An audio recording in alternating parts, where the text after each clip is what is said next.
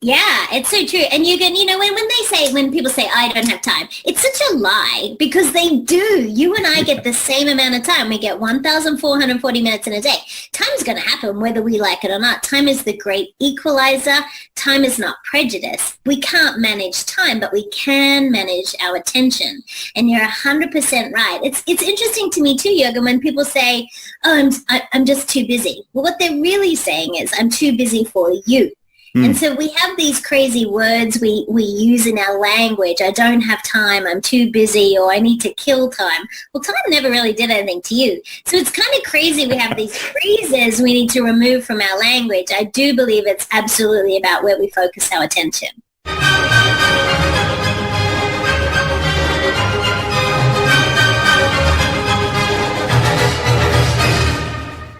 So you're a smart business committed to innovation, to service and to modern marketing, and you're asking, what's next? Wondering how you can become even more innovative. My name is Jürgen Strauss from InnovaBuzz, and this is the InnovaBuzz Podcast, where we share all kinds of tips, advice and interview guests on all things innovation and leadership in modern marketing. Hi innovators, it's great to be back. I hope you've had an awesome week so far.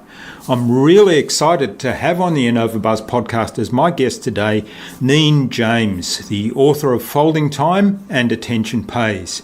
Now in 2017, she was named one of the top 30 leadership speakers by Global Guru because of her work with companies like Viacom, Comcast and Abbot Pharmaceuticals. Neen is full of energy, quick-witted, and shares some powerful strategies for paying attention to what matters so you can get more done and create change more easily.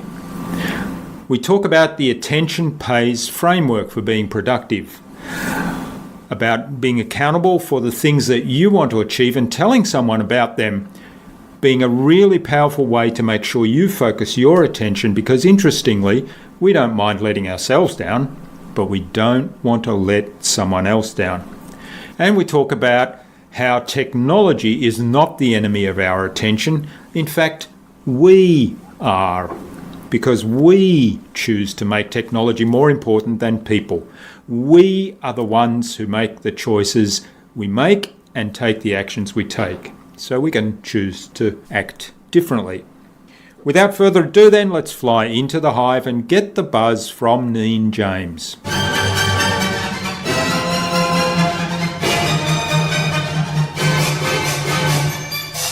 Hi, I'm Jürgen Strauss from InnovaBuzz, and I'm really excited to welcome to the InnovaBuzz podcast today from Doylestown in Pennsylvania in the USA, Neen James, who's a leadership and productivity expert. She's a coach, a mentor, a keynote speaker, and she's the author of 2 books called Attention Pays and Folding Time. Welcome to the podcast, Neen. It's a privilege to have you. G'day. What a delight to get to serve your listeners today from the other side of the pond. That's right, the other side of the pond. But as we discovered recently, we actually have lived in very close proximity at different times. Very close indeed. Yeah. So Ian Altman from Same Side Selling suggested we speak to you. So a big hello to Ian. Oh, we love him. I was just on his Grow Your Revenue podcast recently again, and he is doing such cool things in the world. He's a great human. Yeah, he is. Yeah. So I haven't heard that. It's not published yet, is it? No, we literally just recorded it this week. So I imagine It'll probably hit early April. All right. Good. I look forward to that one. So before we start talking about productivity and leadership, innovation and those sort of things, let's find out a bit more about you as a person. So obviously you grew up in Australia. Did you envisage yourself doing what you're doing now and living in the US when you were young? You know, as a teenager, I always used to watch those sitcoms, right? And we would get our sitcoms and our fashion and music from the US. And so I guess I was a little fascinated with it, but I don't think I'd thought about it as a business. But as I stepped out of my corporate role and I created my own business, I realized that the profession that I'd chosen, which was keynote speaking, is huge in the US. In Australia, it's a smaller market. And so I think I had aspirations one day to work in the US. I didn't realize that would involve myself and my honey totally relocating here, but I love it. But I have the privilege of coming back to Oz at least once or twice a year, so I still stay very connected that way. But I don't know if I kind of had that vision. I think it was maybe a dream, but it's an incredible reality now. All right. And so you spent some time in the corporate world and then decided to head out on your own? I did. Yeah. So what's the mission of your business now? Why do you do what you do? You know, I'm obsessed with getting the world to pay attention. Jürgen, I think that when we get people to pay attention, companies make more money.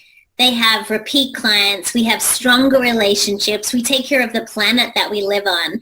And so this obsession has really driven my work. I believe that attention is the evolution of productivity. And I was always very focused on productivity. How do we get more done? How can we do things in a better way, a more creative way? And so many of your listeners understand this because they're all about innovation. But for me, what I realized is the true distinction was when we could get people to pay attention to who matters, what matters, and how we pay attention in the world. And that's what I'm really obsessed with. Yeah, that's a great approach to it. I really like that because people in their striving to be more productive, I always hear this phrase, and I know you hate this one, I don't have enough time, but what they're saying is my attention is focused elsewhere. Yeah, I don't have the attention bandwidth right now to focus on this thing. And then it becomes a question of, well, what's most important? Yeah, it's so true. And you know, when people say, I don't have time, it's such a lie because they do. You and I get the same amount of time. We get 1,440 minutes in a day. Time's going to happen whether we like it or not. Time is the great equalizer. Time is not prejudice. We can't manage time, but we can manage our attention. And you're 100% right. It's interesting to me too, Jürgen, when people say, oh, I'm just too busy. Well, what they're really saying is I'm too busy for you. And so we have these crazy words we use in our language. I don't have time, I'm too busy, or I need to kill time. Well, time never really did anything to you. So it's kind of crazy we have these phrases we need to remove from our language. I do believe it's absolutely about where we focus our attention. Yeah, that's right. And time, I can't remember the book now. It's a while since I've read it, but it basically pointed out that time is actually just a construct that we've put together to understand life or understand how things move forward. Absolutely. And when you think about that whole concept of time, we treat time very differently, right? And so it's amazing to me that if something's super important to us or there's a person that's super important to us, they become our priority. It doesn't matter what time we have, right? If there is someone you deeply care about or something you really care about or a cause that's important to you, if you serve in your church, your temple, your community, we make the time for the things that are important to us. That's right. Yeah, well, I had an experience yesterday. It wasn't quite as pleasant as others, but, my wife had a bit of a turn and ended up in hospital while everything else stopped and the world didn't end. So it's, yeah. Yeah, and I'm sorry that happened, but isn't it interesting that in that moment that your only decision is about taking care of that person who you care so deeply about? Everything else fades away, and we think our email's important. We think meetings are important. We think reading every trade journal is important. We think whether we're a corporate person or we have our own business as an entrepreneur, we place importance on all of these things, but it often comes back to the who is important to us as really one of our core decision-making abilities. It's a decision filtering system of who deserves your attention. That's right. And you have a kind of a framework that splits it up into a who, what, and how, right? So I do, yeah. The Attention Pays framework, when we researched this book, what we realized through all of the interviews we did and the research we did, that really we pay attention in three ways. Jürgen, we pay attention personally. And that's really about being thoughtful and who deserves your attention. We pay attention professionally, which is really about being productive. And that's what you pay attention to. And then thirdly, it's about globally being responsible. And that's about how we pay attention in the world. Now, global to some of your listeners might be their community. Global might be the planet. Global, when I think about things like the Great Barrier Reef, I snorkeled that reef 25 years ago. And it was this amazing, vibrant, beautiful, incredible treasure in Australia. And then recently I was there last year and it broke my heart to see how different the reef is. I was snorkeling on the exact same spot, and it was incredible at how it has changed over the 25 years. So, I think our attention is so much more than just the person who's in front of us. It's really what we want to focus on and how we're showing up in the world. Yeah. And of course, you raise a really good point there in terms of paying attention to external environment and leaving a footprint on the planet, which is something that perhaps in terms of productivity, governments could learn from. Right? And I feel so privileged having grown up as an Aussie. And, I think as Australians, we are very environmentally aware. We take care of our planet. We do, I grew up that way, and so coming from such a small town, my grandfather had a dairy farm. Like, it's interesting having that wonderful upbringing and then being part of, a different part of the world where I remember when I first moved to the US about, they paying for recycling. I was like, well, doesn't everyone recycle? And they're like, no, you have to pay extra for those recycling bins to be picked up. I was like, okay, I'm happy to do that. But that was just interesting, some of the cultural differences that I've been exposed to. All right. Now, of course, with today's technology and so on, it's attention is often split between gadgets and people. So what's your advice on that? I mean, I was away for the weekend with my daughter and we were cycling, and every time we got into a little cafe or something, the people are sitting at a table, they're all getting together for a lunch or a dinner, but they're all on their phones. They're all sitting at the same table on their phones. Right? Oh, it's crazy. But Jürgen, technology is not the enemy of our attention. We are. Yeah. Because we're choosing to make technology more important than people. We're grabbing for our devices in those moments where we used to talk to people. And I think what's interesting to observe, like you did when you were with your daughter, that sometimes people grab for their, device, their cell, their laptop, their iPad, whatever it is, almost as a default now. So if the person's not keeping our attention, or we're not interested in the movie, or the person isn't talking directly to us, by default we grab for our device, and it's a habit that we've created. And unfortunately, what I find is it's contributing to what I call the over trilogy. And the over trilogy is people are feeling very overwhelmed, they're overstressed, and they're overtired. And I think it's because of the choices we're making in this attention deficit society. And I'm not talking about ADD. I think ADD is very different, and that's medically diagnosed. I'm talking about the fact we've created this attention deficit society. And what we need to do is understand technology is not the enemy. It's not the enemy of our attention. We are. The choices we're making every day as leaders, whether we are a leader of one, if you own your own business, whether you are a leader of people in a corporate environment, we are the people who have to make the choices around the choices we make and the actions we take, especially with our attention. Yeah, that's a really good point. And I think back to, before everybody had mobile phones, and you would find people sitting in cafes reading the newspaper or reading a book, but that depended on whether they had access to it at the time, whereas today everybody's got the mobile phone in their pocket.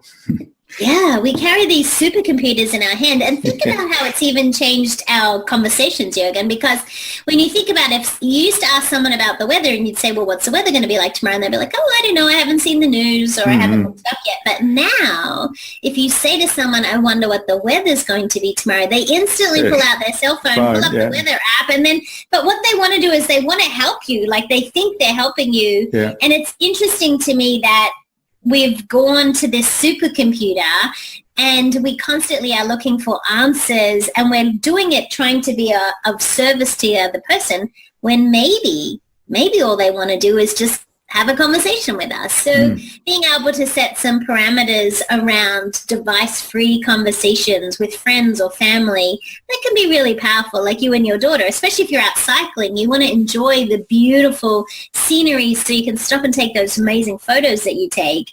That's the kind of thing that you want to be able to do, as opposed to, I think what happens is people just stop and take a photo, but they don't actually stop to enjoy it. That's right, yeah.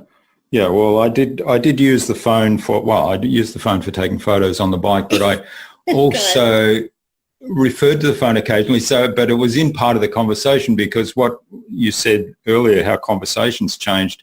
One of the examples is, I wonder, what's one that came up? It was, I wonder what they used to do with this building way back. And I said, well, we don't need to wonder, we can look it up. And so we got the information, but then, that prompted a different conversation as opposed to just speculating and not knowing. It's so crazy. I used to live in Milson's Point in Sydney, so we had an apartment on the harbour, and we looked out at the harbour bridge, and every year we hosted the New Year's Eve party, because as you know, in Australia it is the coolest night. In Sydney, New Year's Eve, when they let fireworks off the bridge, and people would wait in the park underneath there for hours on end to get the perfect view of the fireworks. So the one night that I get homesick every year, because I live in the US now, is always New Year's Eve.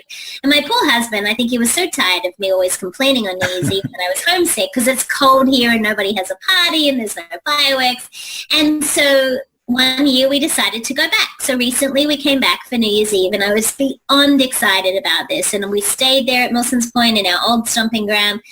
What was insane to me was, I'm only little, so I'm 4'10 and a half.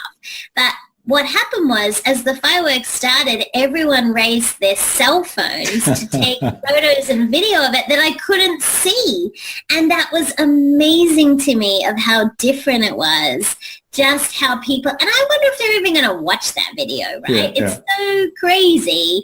So I think what we need to do is we need to get smarter about our device management. So in terms of the framework about attention pays, so talk us through the idea of how you then focus on the things that are important and become more productive. Well, let's take professional attention. I think what's happening is, for so many of us, we have these constant to-do lists in our head. And there's always things, and you know this from your corporate days, and you know it now with what the businesses you're running, and even with the podcast, right? There's thousands of things you have to do in order for this to be a success and for you to get it out into the hands of your listeners. And I think what happens is, there's so many things that are vying for our attention. We have to stop and do what I've called prioritize your priorities, which means an easy, simple technique that everyone listening to this could try is just stop and create a 15-minute appointment with yourself. And in that 15 minutes, I'd love you to identify your top 3 not negotiable activities. So before your head hits the pillow tonight, what are 3 things you must do? And we need to start stopping and looking at time differently. We need to think about, what are the most important things I need to achieve today to bring my business forward, to move my goals forward, to bring my health forward, whatever is important to you as an entrepreneur or a corporate person. And so one of the easiest strategies in the book, I think, but one that takes real focus and discipline, is create a 15-minute appointment with yourself every day. One strategic appointment at the beginning of the day to identify what's your top 3 not negotiable activities you must achieve today. And when people start getting into the habit of that, Ian Altman that you referenced earlier, Ian started doing this, and he said to me recently when we were talking about this strategy, he said he was amazed at how much more he got done by honoring those 3 things he had identified, because it's almost like a game you can play, Jürgen, with yourself, where you can say, I have to get these done before I waste my time on anything else. So those 3 things also become a decision filtering system for how you want to spend your day. Yeah, the power of focus is quite amazing. And I do a variant of that. I have, time, I usually spend the early part of Monday planning out the whole week along those lines and actually assigning 3 to 4 or sometimes I do 5 activities for each day. And since I've been doing that and since I really focus on those things, often I'll get those things done and it'll be mid-afternoon and I'll feel as though, I've all of a sudden got a lot of time on my hands. So you do think about time differently, whereas other days things don't go quite to plan and I might be there after dinner still finishing off those tasks. But I do say, okay, they're the things that need to happen today, and it makes a huge difference. It's so clever. I'm a huge believer in accountability. I believe that public accountability drives private accountability. And one of the things, I have an accountability partner in my life, and every Friday we send emails to each other of the things we've achieved in our business that week. And so we were writing these great reports to each other, feeling like we were making some progress. And then we decided to switch it up a little bit. And we decided that on the Monday, we would send our goals of what we wanted to achieve to the other person for the week. And then on the Friday, we would report back on the achievement of those goals. And it was fascinating, Jürgen, how much it changed our behavior and activity, because I never want to report back to her that I didn't do everything I said I would do, right?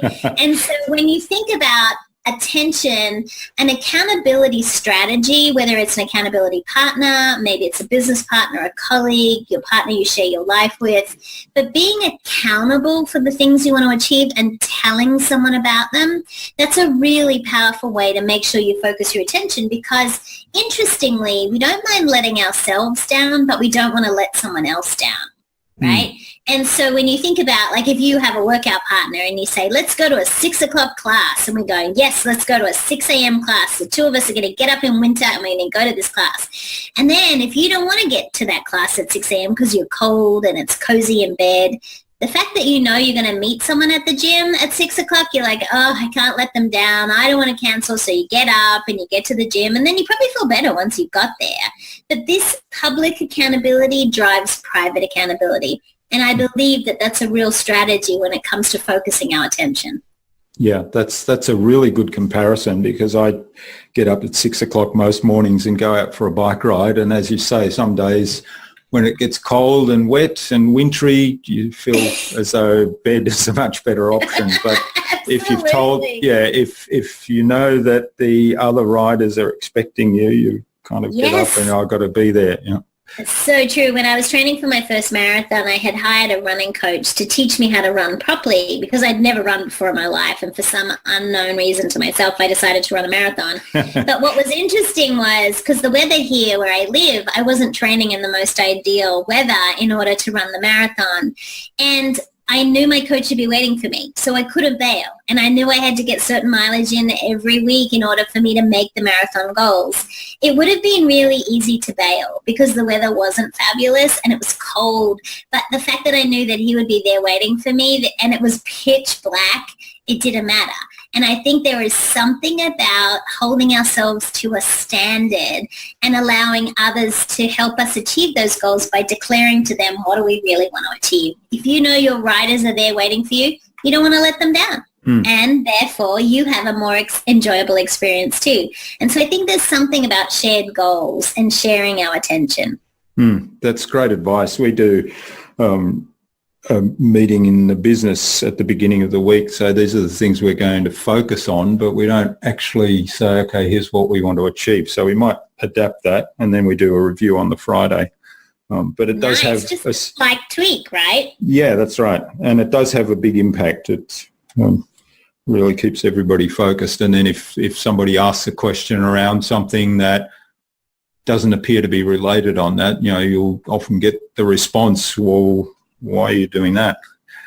Right. Right. And I think that also allows us, when we make a declaration in a team meeting like that and say, hey, here's what I want to focus on, other people then have an awareness of your goals and can sometimes do things to help you even get closer to those goals if they know what you're working on, and resources they can provide, recommendations like Ian recommended you and I connect, right? When we know what people are working on, it makes it so much easier for us to support them as well.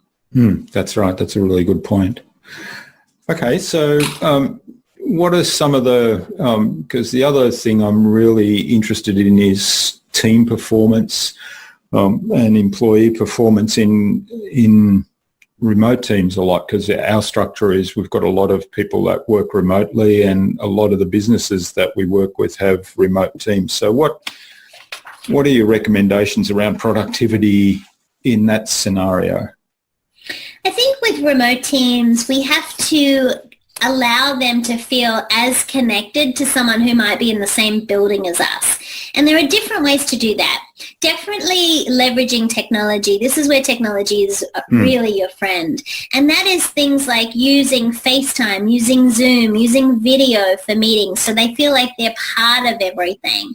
I love when teams get to see each other face to face. It's such a luxury when we get to be with someone if they're remote. So also wondering whether you can budget to get your team together so they can have that real face to face conversation. But if you can't do that, I think video is the next best thing. So I encourage the teams that I work with in the US, especially those who are spread out, and some of my clients are obviously international, is where they can leverage video. And so you could just convert a couple of meetings, even some one-on-ones, to videos, so you can look someone in the eye. There's something really powerful about that. I also think it avoids the 15 emails that go backwards and forwards all the time if we can just have a conversation. So if you can't do video, sometimes just the simplicity of picking up the phone. It's hilarious to me that we carry these cell phones in our pockets, and yet we just don't use them to make calls. It's crazy, right? Yeah, that's right. It's crazy. And, phone calls are now considered a personal touch. Isn't that interesting? Like, they're considered like a personal touch. And because we've become so digital with our text messaging, social media, and email. So I would encourage people that have remote teams to look for opportunities to leverage video, to leverage phone calls. But I would also consider that when you have remote teams is over-communicate. So one of the things that virtual teams often feel that they're on the outside.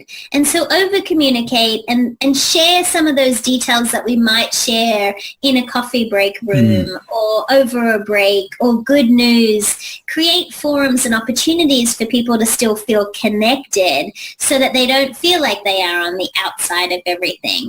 Also think about how you can encourage the team to be involved and support each other. So pair up remote team members with people who are in the building. So always make sure that they're even having a buddy system or some sort of mate that can say, hey, here's what happened this week, or one of the things that we thought was really funny was this. Bring people into the conversation so they don't feel like they're as remote. And then leverage technology with systems. Some companies use Basecamp. We use Slack in my office. So my team is also remote, but we use Slack, and it's just like an ongoing conversation through the day. And there are so many, there's Glip, there's all kinds of different instant messaging type services. But what we find is it helps us strengthen the relationships. If someone has a brilliant idea, then they start a new conversation, and then it doesn't allow our inboxes to get clogged up with emails unnecessarily. So think about the technology and leverage the technology is what I would say for remote teams. Yeah, lots of great advice there. I with our own team, I avoid email at all costs. So we're using River, which is an alternative to Slack. We get on every morning and have a kind of a coffee room chat, if you like, and that's part of the culture. Good morning, how are you, what happened yesterday? So I'm sure they'll ask me about my wife and how she's doing this morning. So you have those conversations as if you're walking into the office and physically in the same place. But I love it. Yeah, avoiding the email and using phone and video when we get together. So so there's lots of great advice there. I had Fiona Kerr on the podcast a little while ago, and she's a neuroscientist, and she was talking about the impact of eye contact and people looking one another in the eye, the impact of that on how the brain responds and how you actually much quicker can build a relationship with eye contact than if you're just talking to somebody. It's so true. The best lesson I ever got on paying attention, Jürgen, was from my 5-year-old friend. And I remember he and I were debating, who was cooler? Was it Batman or Superman? And we're in this really hot debate, and he's 5, so you know what that's like. Yeah. And then he got so frustrated with me because I was also talking to his mom at the same time as talking to him. And then he grabbed my little face, he turned it towards him and he said, Neen, listen with your eyes. I love it. I love it. It was so powerful and I'll never forget it. And I think he, at 5, totally schooled me in attention. Yeah, the wisdom of children, hey? Yes, right? All right. Well, this has been really great. I could go on for ages, but I want to respect your time, right? What I'd like to do is move on to the Buzz, which is our innovation round, and it's designed to help our audience, who are primarily innovators and leaders in their field, with some tips from your experience. So some additional tips, but answering targeted questions. So I've got 5 questions, and we're looking forward to some really insightful answers that will inspire people to help them do something awesome. Cool. I'm ready. All right. So what's the number one thing you think anyone needs to do to be more innovative? I think we have to look at what's common and see how we can change it. There are so many things that we take for granted, so many assumptions we make. And I think true people who are very innovative look at the world very differently. So think of a better, easier way, cheaper, faster, more elegant way to do something. Because sometimes that innovation comes by doing something no one else had ever thought about. Great advice. Yeah. So, and focusing on doing it for the sake of being better, cheaper or faster. Yeah.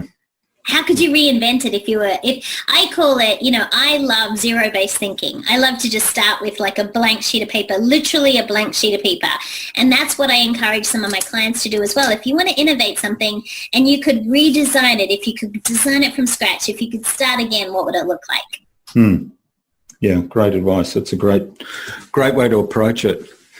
What's the best thing you've done to develop new ideas? For me, the best investment I think I've ever made in my business and in myself is hiring expertise. So for me, it's having coaches who can teach me and accelerate it for me.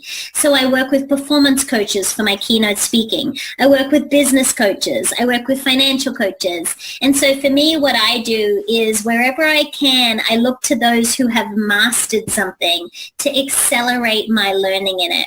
And so rather than me trying to work out a better way to do it, I go to the best. And that's what I'd encourage your listeners to think about too, is can someone accelerate it for you? Because that's innovative if you're taking on board what they're suggesting and then you're putting your spin, your tweak, your distinction around it. Yeah, I love that advice.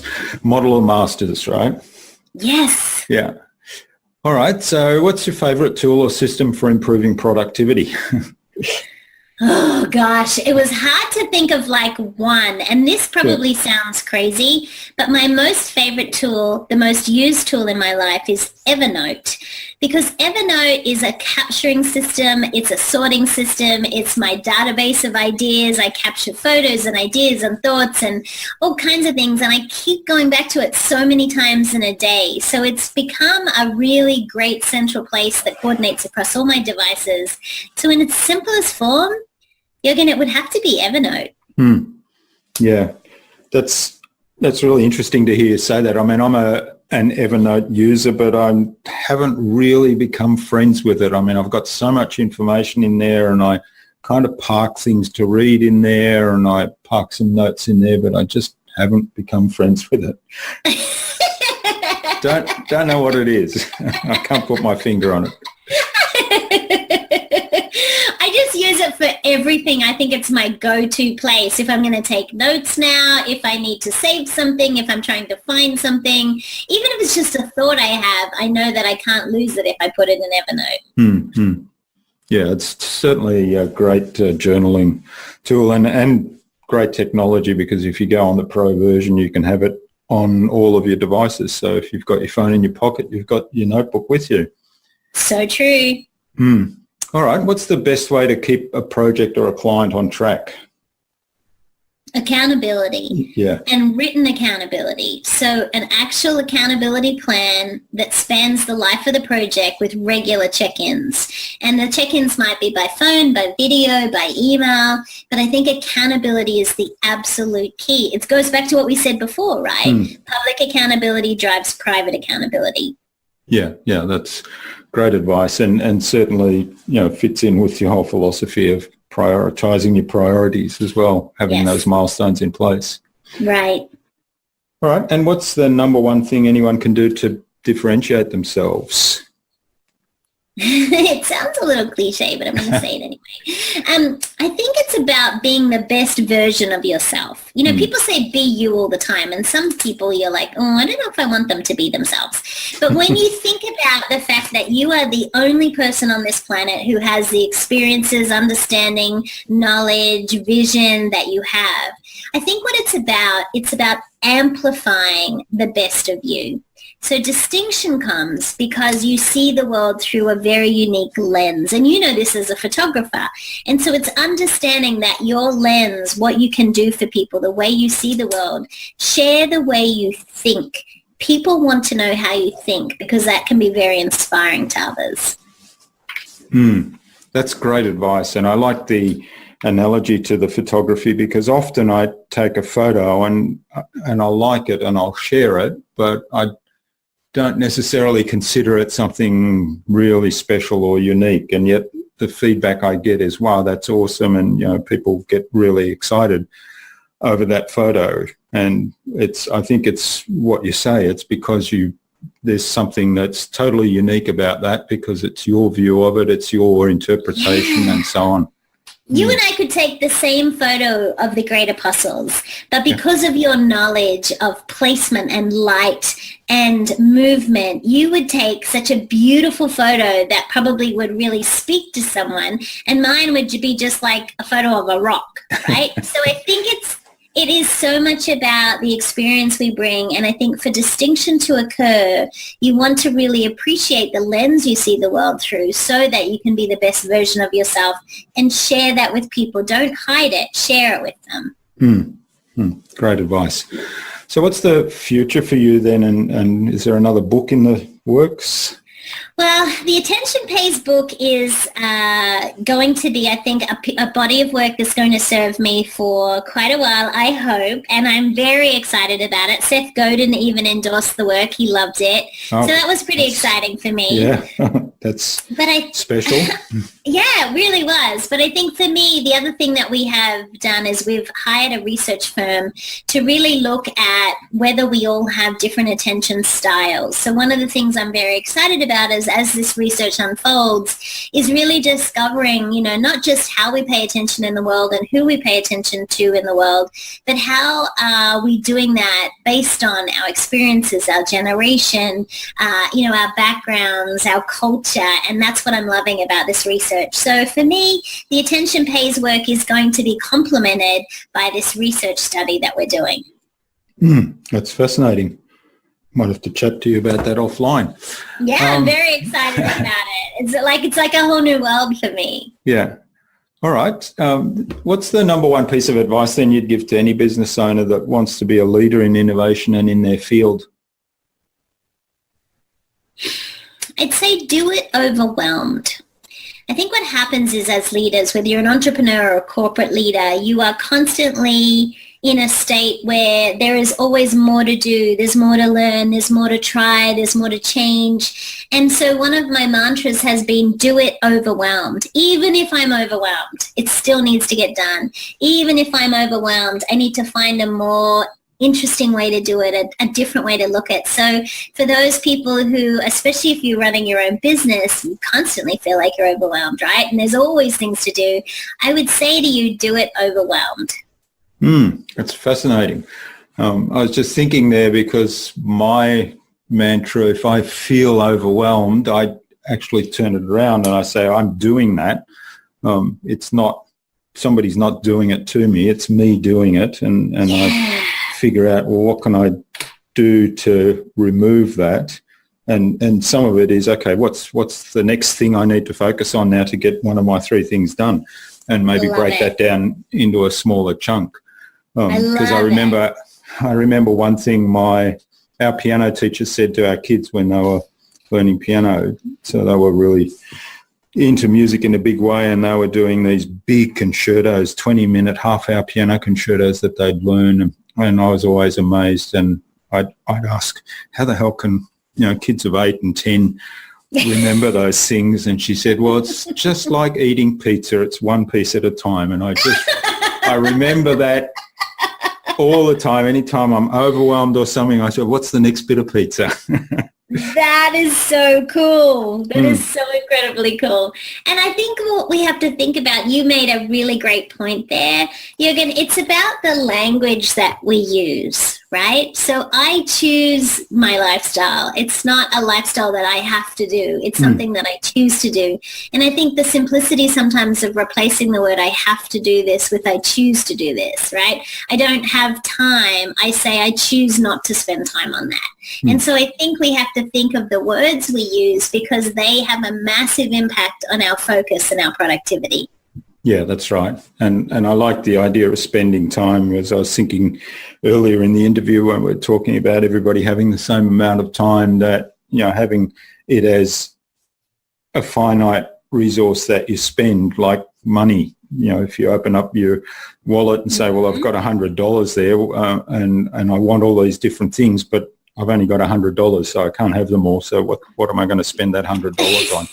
Right. Yeah. It makes it so much more precious and you're more conscious about the spend bit. Yeah. All right. Well, thanks, Neen. This has been really great. Where can people reach out to you and say thanks for listening?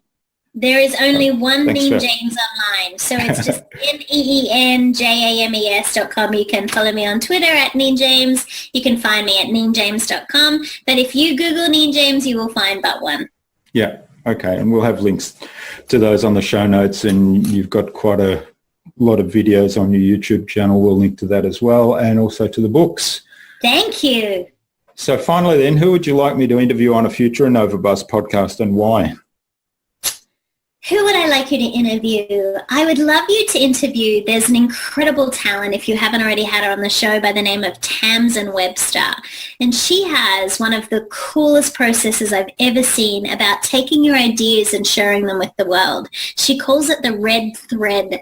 And I love what she's doing in the world. It's just a very different way to look at ideas, and whether you're doing a pitch or a speech or you're trying to create marketing materials, I love her process. I hired her, over a year ago now, and it totally changed the way that I developed some of my speeches. So I would encourage you to check out Tamsin Webster and the red thread process.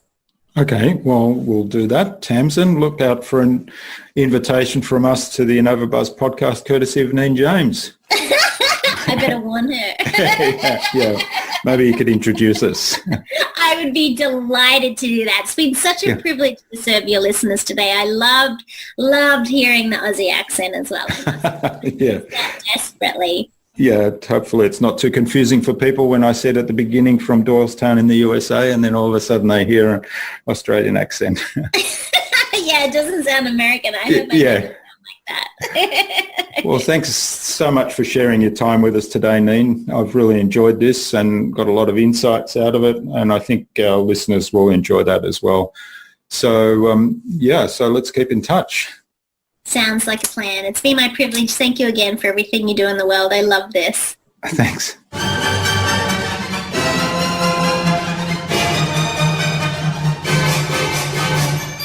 Well, wasn't that a heap of fun and highly educational? I hope you enjoyed hearing from Neen as much as I enjoyed speaking with her. All the ideas and tips that Neen shared with us can be found at innovabiz.co/Neen James. That is NEENJAMES,